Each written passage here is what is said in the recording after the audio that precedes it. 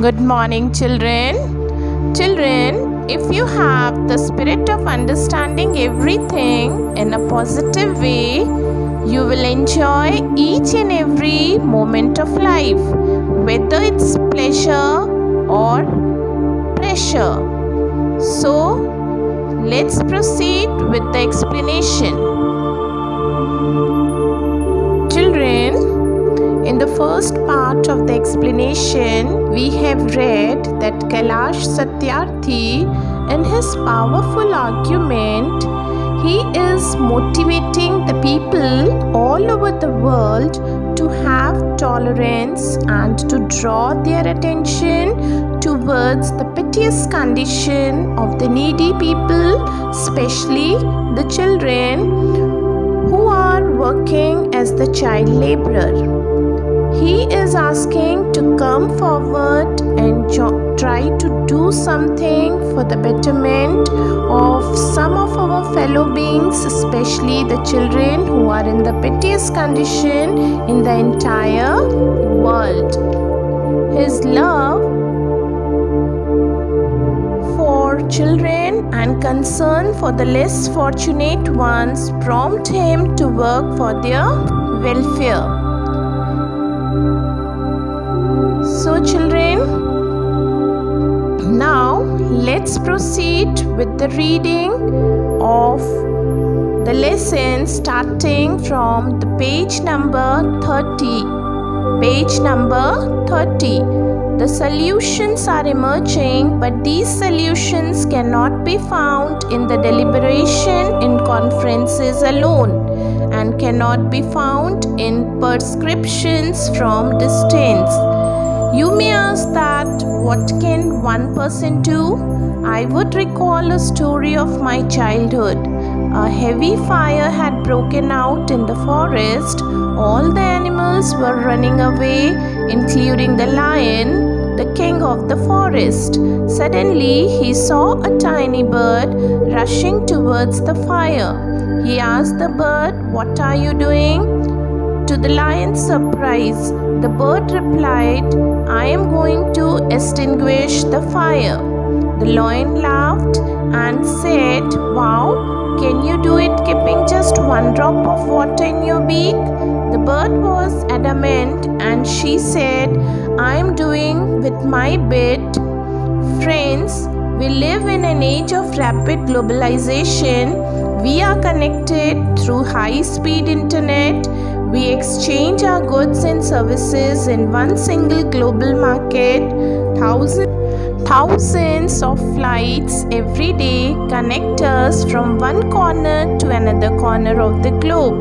But there is one serious disconnect, and that is lack of compassion. Let us inculcate and transform these individuals' compassion into a global compassion. Let us globalize compassion. Mahatma Gandhi said, "If we are to teach real peace in this world, we shall have to begin with children." I humbly add, let us unite the world through compassion for our children. I ask, whose children are they who stage footballs yet have never played with one? Whose children are they who harvest cocoa yet have never tasted chocolate? Whose children are they who are dying of Ebola? Whose children are they who are kidnapped and held hostage? They are all our children. I remember an 8-year-old girl we rescued from intergenerational forced labor from stone quarries. When she was sitting in my car, right after her rescue, she asked me, "Why did you not come earlier?" Her angry question still shakes me and has the power to shake the whole world. Children are questioning our inaction and watching our actions.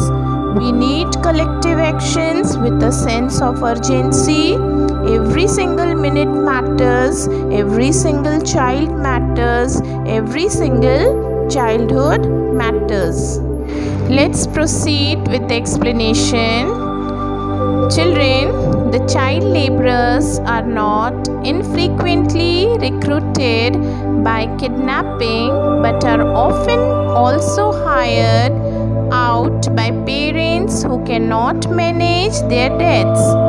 Enslavement to debt remains very widespread, not only in India but also in many other countries. Satyarthi insists that it is not poverty that leads to child labor, but child labor maintains poverty, carrying it on from generation to generation. School attendance releases people from poverty. In the same way, he says that every small step can bring a big global change. But unfortunately, there is no serious sense of detachment, and that is lack of compassion. In other words, global ignorance is going on. That's why he said there is no greater violence than to deny the dream of our children. Here, he is humbly appealing that let's unite and come forward, instill an idea, thought or belief and transform these individuals' compassion into a global compassion. Kailash Satyarthi remembered Mahatma Gandhi's statement where Mahatma Gandhi said, "If we are to teach real peace in this world, we shall have to begin with children."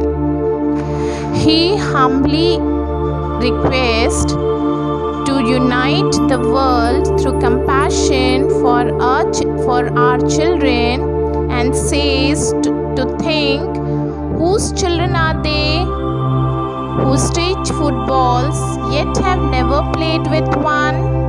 Whose children are they who harvest cocoa yet have never tasted chocolate? Whose children are they who are dying of Ebola? Whose children are they who are kidnapped and held hostage? They are all our children. Now he remembers an 8-year-old girl whom they rescued from affecting several generations forced labor of stone quarries. When she was sitting in his car right after her rescue, she asked him, "Why did you not come earlier?" Means why they were late to rescue her. Again, a strange and painful question, not only for Kailash Satyarthi and his team, but her angry question has the power to shake the whole world. He says we need collective actions with a feeling that swift action is required, because every single minute matters, every single child matters, and every single childhood matters. Now, let's proceed with the reading. Therefore, I challenge the passivity and pessimism surrounding our children. I challenge this culture of silence and this culture of passivity, this culture of neutrality. We must be bold, we must be ambitious, and we must have the will. We must keep our promises. Over 50 years ago, on the first day of my school, I met a cobbler boy, my age, sitting outside the gate of my school. I asked my teachers, why is he working outside? Why is he not with us in the school? My teachers had no answer. One day I gathered the courage to ask the boy's father. He said, "Sir, I have never thought about it. We are born to work." His answer made me angry. It still makes me angry.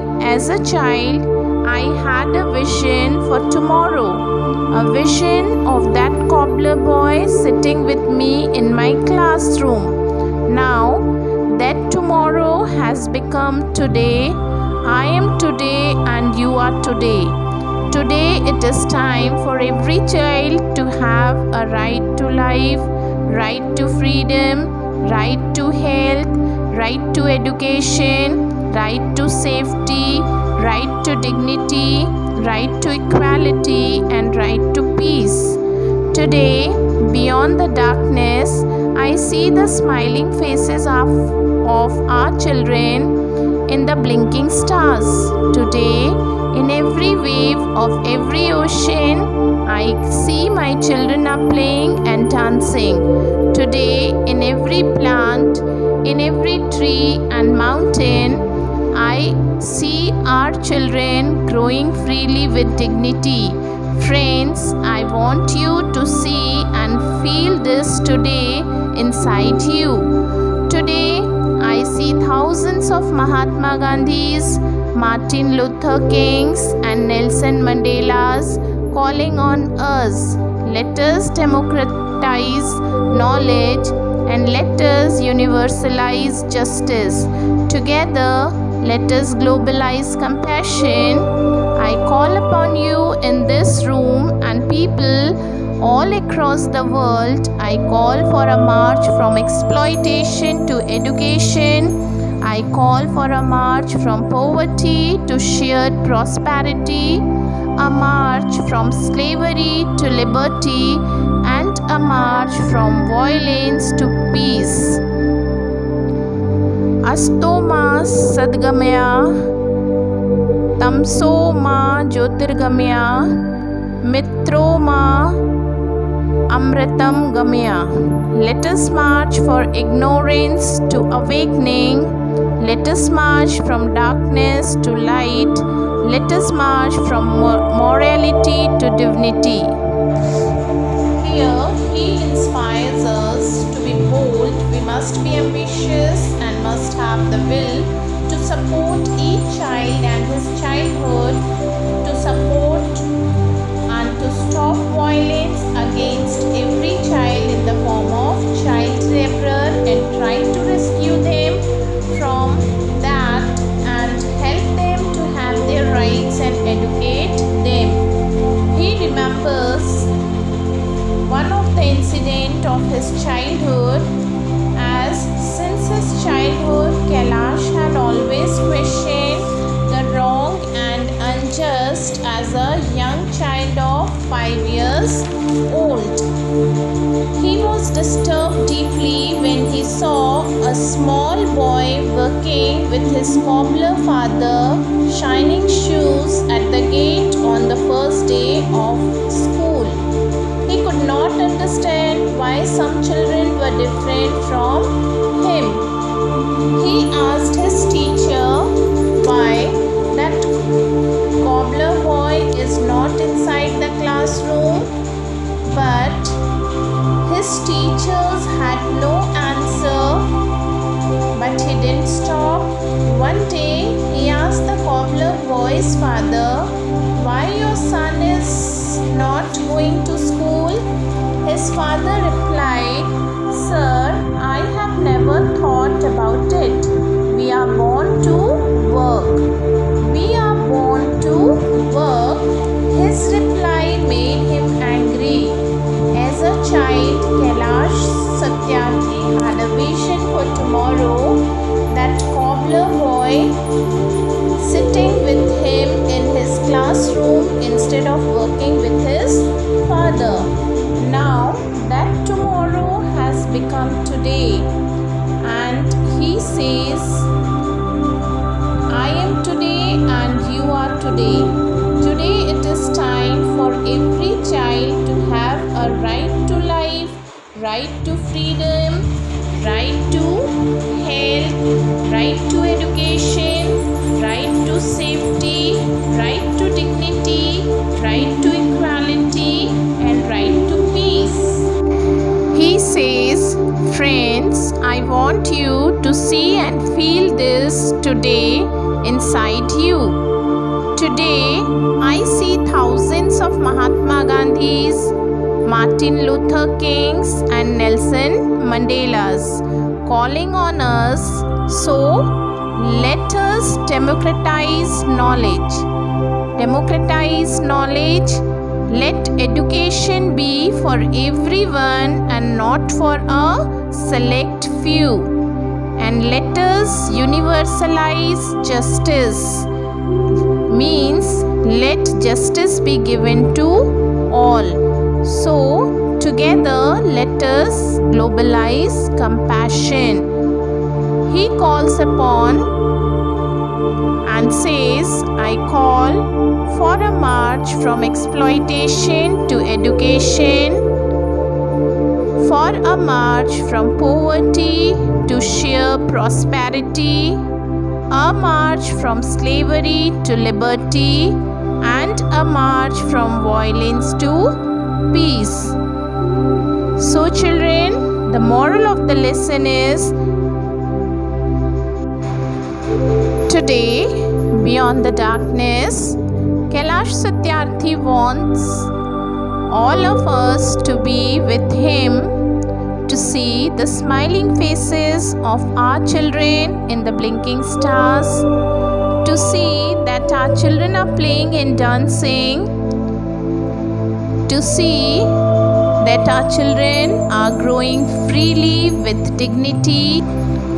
So children, the moral of the lesson is, let us open our eyes and draw our attention towards the piteous condition of some of our fellow human beings, especially the children.